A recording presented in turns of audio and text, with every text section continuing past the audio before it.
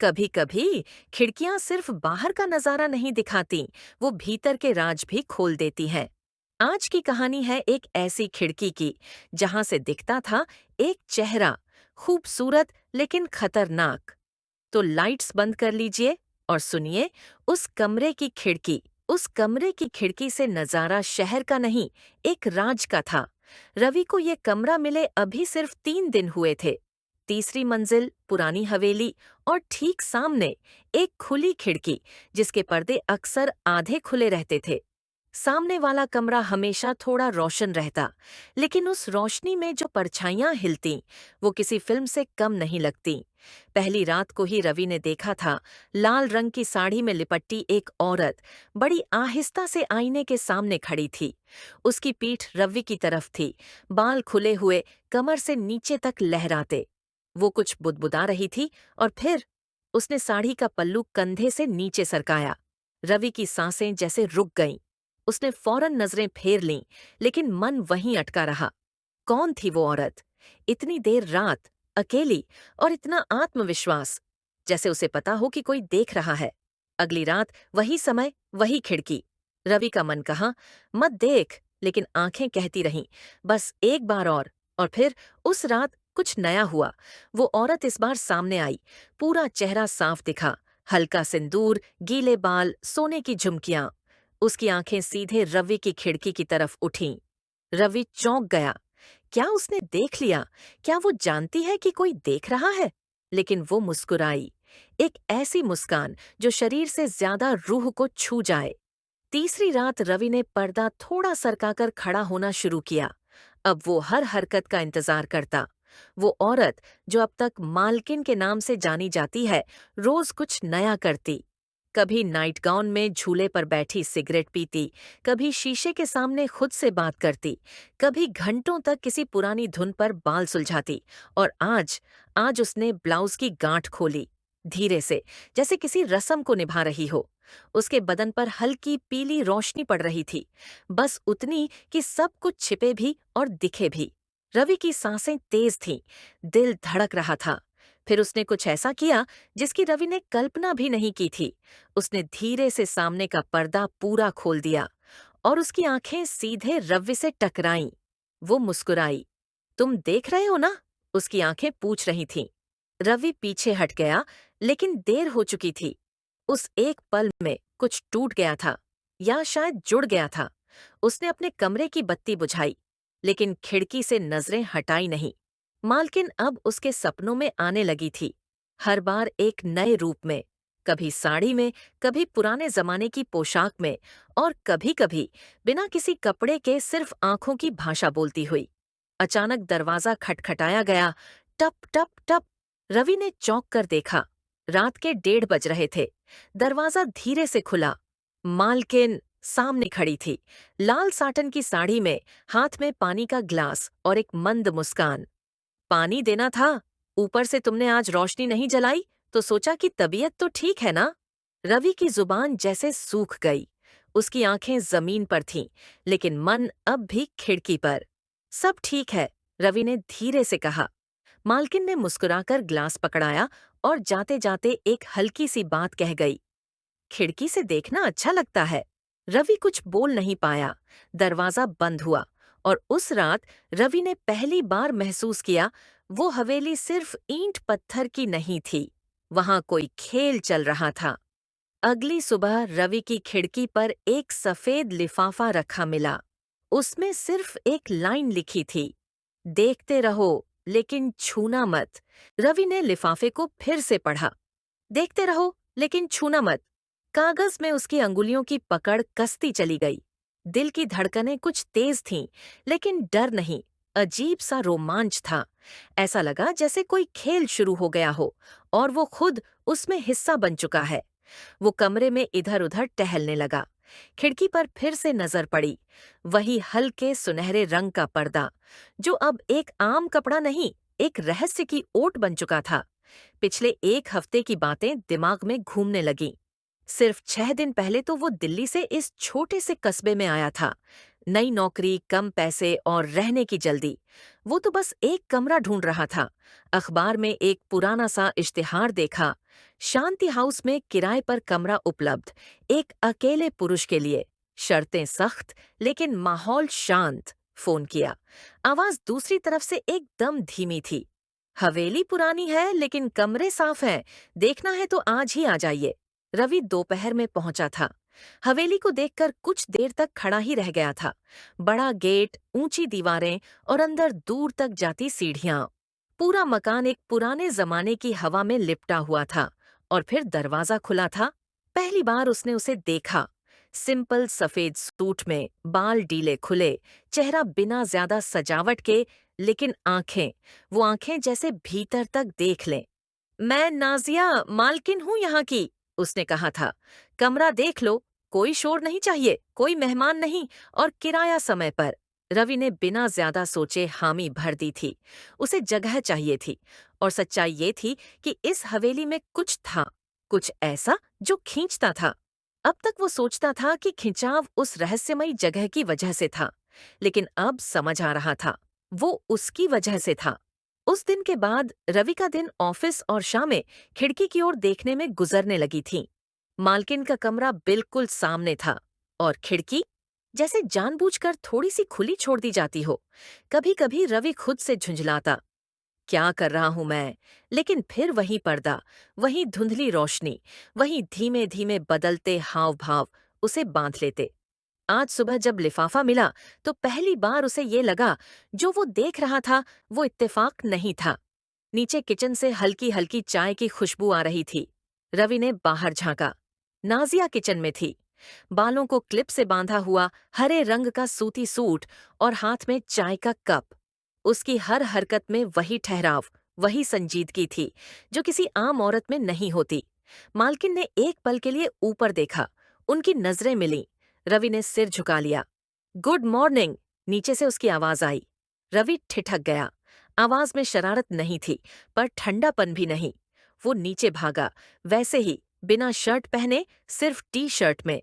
सीढ़ियां उतरते वक्त दिल जैसे तेजी से धड़क रहा था। अरे, आराम से, गिर जाओगे, मालकिन ने कहा और एक कप उसकी ओर बढ़ा दिया। आपने कैसे जाना कि मैं जागा हूं? मालकिन मुस्कुराई। तुम्हारे कमरे की खिड़की जब भी खुली होती है, मुझे पता चल जाता है। और आज तो खिड़की से कुछ और भी दिखा। रवि हड़बड़ा गया। जी, माफ कीजिए अगर मैंने कुछ कहा, उसने बीच में ही टोका। उसकी आंखें अब भी शांत थीं, लेकिन उनमें हल्की सी चमक थी। वैसे शहर वाले लड़के बड़े सीधे दिखते हैं, लेकिन होते नहीं। चाय का घूंट लेते हुए रवि को महसूस हुआ, वो सिर्फ उसकी मालकिन नहीं थी, वो खेल की मास्टर थी, और वो सिर्फ एक मोहरा। आप अकेली रहती हैं? रवि ने पूछ ही लिया। हाँ, उसने जवाब दिया, और ऐसा ही ठीक है। लोग साथ होते हैं तो सवाल बढ़ते हैं। और डर? रवि ने अनजाने में पूछ दिया। मालकिन की मुस्कान धीमी हो गई। उसने नजरें दूसरी ओर फेर लीं। डर? डर उन्हीं को लगता है जो सच से भागते हैं, और सच ये है कि यहाँ से ज्यादा सुरक्षित जगह कहीं नहीं। उस वक्त रवि ने नहीं जाना कि उसकी ये बात कितनी गहरी थी। उस दिन शाम को जब वो ऑफिस से लौटा तो देखा, उसके कमरे की खिड़की के सामने की खिड़की बंद थी। पहली बार वो बेचैन हुआ, लेकिन जैसे ही अंधेरा घिरा, खिड़की फिर से खुली। और इस बार पर्दे की ओट में सिर्फ उसकी परछाई नहीं, बल्कि उसकी आवाज भी थी। तुम अब डरते नहीं, है ना? उसकी धीमी सी आवाज हवाओं में घुली। रवि चौंका। आवाज अंदर तक आई थी, जैसे कोई दिल को छू गया हो। और फिर उसी क्षण कमरे की लाइट चली गई। पूरा घर अंधेरे में डूब गया। रवि की आंखें खिड़की की ओर थीं। वहां उस दूसरी खिड़की में अब एक आकृति खड़ी थी, सफेद कपड़ों में लिपटी, धीमे धीमे हिलती और उसकी ओर देखती। एक लंबा सन्नाटा, और फिर खिड़की की दरार से एक धीमी सी हंसी आई। ऐसी हंसी जो मोहक भी थी और डरावनी भी। रवि की रीढ़ में सिहरन दौड़ गई, लेकिन अब वो डर कर पीछे हटने वाला नहीं था, क्योंकि अब खेल शुरू हो चुका था। रात ढल चुकी थी। हवेली की पुरानी दीवारें धीरे धीरे ठंडी हो रही थीं, लेकिन रवि के कमरे की हवा अब भी भारी थी, जैसे किसी अदृश्य हाथ ने उसका गला हल्के से थाम रखा हो। वो बिस्तर पर करवटें बदल रहा था। नींद तो जैसे उसके पास आती ही नहीं थी जब से यहाँ आया था। खिड़की अब भी खुली थी, वही खिड़की जो अब उसकी आदत बन चुकी थी। पर्दे की ओट से दिखती परछाइयां, हवा में घुला इत्र जैसा कोई अजीब सा गंध और एक शोर बहुत हल्का, जैसे कोई धीमे धीमे कुछ कह रहा हो। या फिर रवि चौंक कर उठा। वो शोर अब थोड़ा साफ सुनाई दे रहा था। हम्म, हं, उफ। एक धीमी टूटती सांस, एक आहट जो शरीर से ज्यादा आत्मा को छू जाए। वो खड़ा हो गया। उसके कदम बिना आवाज किए खिड़की की ओर बढ़े। उसकी सांसें उसके ही कानों में बहुत तेज सुनाई दे रही थीं। सामने की खिड़की अब पूरी तरह खुली थी और वहां पर्दे की हल्की झलक के पीछे एक औरत की परछाई बैठी हुई, कमर पीछे झुकी हुई, गर्दन ऊपर उठी और होंठ अध खुले। वो जमीन पर नहीं बैठी थी, बिस्तर पर थी।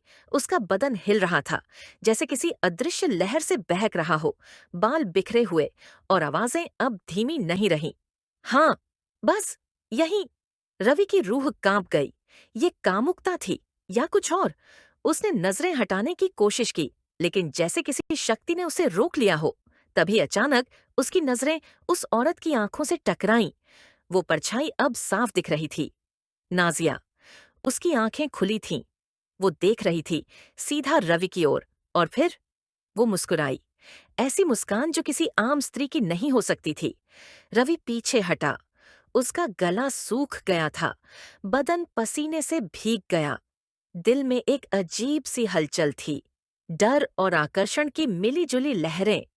वो वापस बिस्तर पर गिरा, लेकिन नींद तो जैसे दूर-दूर तक नहीं थी। सुबह जब उसकी आंखें खुलीं, तो सूरज अपनी रोशनी कमरे में डाल रहा था, लेकिन उस रात का अंधेरा अब भी रवि की नसों में दौड़ रहा था। वो बाथरूम गया, नहा लिया, लेकिन बदन पर अब भी वो खिंचाव था, जैसे कोई अदृश्य उंगलियां अब भी उसकी पीठ पर चल रही हो। नीचे जाने का मन नहीं था, लेकिन भूख ने मजबूर कर दिया। रसोई घर में नाजिया पहले से थी। लाल रंग की साड़ी, बाल खुले और होठों पर वही मंद मुस्कान। नींद ठीक से आई? उसने बिना देखे पूछा। रवि ने झूठ बोला, हाँ, थोड़ी टूटी फूटी। उसने देखा नाजिया की नजर सीधे उसकी गर्दन पर थी, जहां पसीने की हल्की सी रेखा अब भी चमक रही थी। तुम बहुत जल्दी पसीना पसीना हो जाते हो, उसने कहा। अभी तो गर्मी आई भी नहीं है।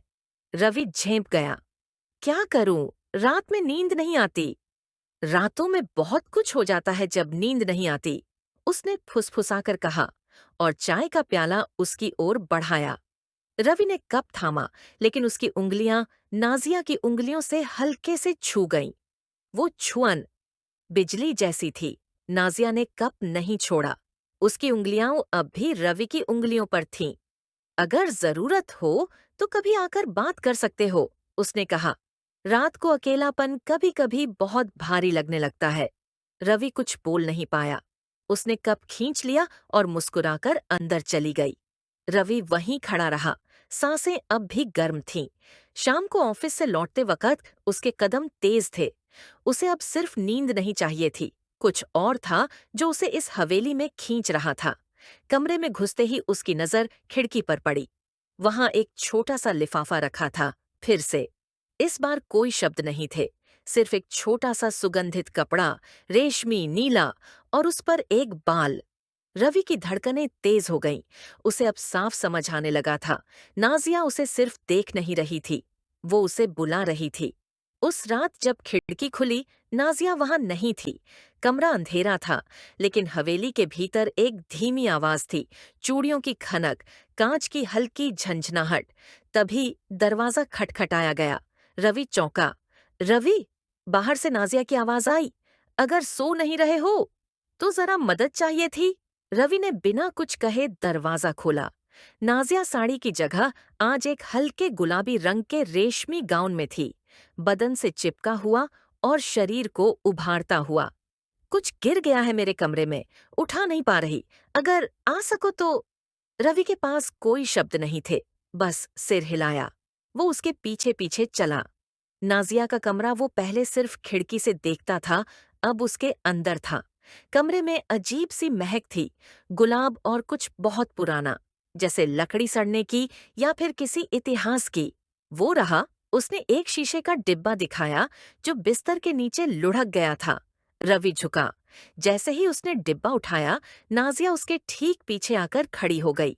उसकी सांसें रवि की गर्दन से टकरा रही थीं। तुम बहुत अच्छे लगते हो जब पसीने में भीगे होते हो, उसने धीरे से कहा। रवि ने डिब्बा उठाया, सीधा हुआ और उनकी नजरें मिलीं। बहुत पास, बहुत ज्यादा पास। उसके हाथ अपने आप नाजिया की कमर के करीब पहुंच गए, लेकिन फिर रुक गए। नाजिया मुस्कुराई। तुम अब तक बहुत संयमी रहे हो, उसने कहा, लेकिन तुम्हारी आंखें वो सब कह देती हैं जो जुबान नहीं कहती। रवि की उंगलियां अब भी हवा में ठहरी थीं और तभी नाजिया ने अपना हाथ उसकी छाती पर रखा। तुम्हें क्या लगता है रवि? उसने पूछा। क्या हर औरत जो अकेली रहती है वो अकेली होती है? रवि कुछ कहने ही वाला था कि कमरे की बत्ती फड़फड़ाई और फिर गुल। एक पल को सन्नाटा छा गया। फिर कुछ ठंडा रवि की गर्दन पर बहा। उसने पीछे हटकर देखा। नाजिया वहीं थी, लेकिन उसकी आंखों में अब चमक कुछ अलग थी। तुमने मेरे कमरे में कदम रखा है रवि। उसकी आवाज में एक गहराई थी। अब पीछे जाना इतना आसान नहीं। बिजली अभी भी नहीं आई थी और नाजिया अब धीरे धीरे रवि की ओर बढ़ रही थी। उसकी चाल में कुछ ऐसा था जो मोहक भी था और डरावना भी। क्या तुम जानते हो रवि? उसने फुसफुसाया। मैंने आखिरी बार किसी को अपने कमरे में कब बुलाया था? रवि कुछ बोल नहीं पाया। 99 रातें हो चुकी हैं, उसने कहा। कमरे की हवा जैसे जम गई। रवि की आंखें फैल गईं। नाजिया की उंगलियां अब रवि की ठुड्डी पर थीं। देखते रहो, छूना मत। उसने फिर से वही वाक्य दोहराया। क्योंकि छू लोगे तो बच नहीं पाओगे। रवि ने एक पल को उसकी आंखों में झांका और देखा, वहां सिर्फ अंधेरा था, जैसे किसी पुराने कुएं की तलहटी। तभी कमरे की दीवार पर एक परछाई हिली, लेकिन नाजिया तो सामने खड़ी थी। तुमने छू तो नहीं लिया ना? उसकी आवाज अब किसी और की लग रही थी, भारी, थरथराती हुई। रवि ने घबरा कर पीछे हटना चाहा, लेकिन दरवाजा दरवाजा अब वहां था ही नहीं। और फिर उस अंधेरे कमरे में बस एक फुसफुसाहट गूंजती रही। अब 99 नहीं, 100 हो गए। धन्यवाद। ऐसी ही डरावनी कहानियों के लिए मेरे चैनल को सब्सक्राइब करें और इस कहानी को अपने दोस्तों के साथ जरूर शेयर करें। कभी कभी खिड़कियां सिर्फ बाहर का नजारा नहीं दिखाती, वो भीतर के राज भी खोल देती हैं। आज की कहानी है एक ऐसी खिड़की की जहां से दिखता था एक चेहरा, खूबसूरत लेकिन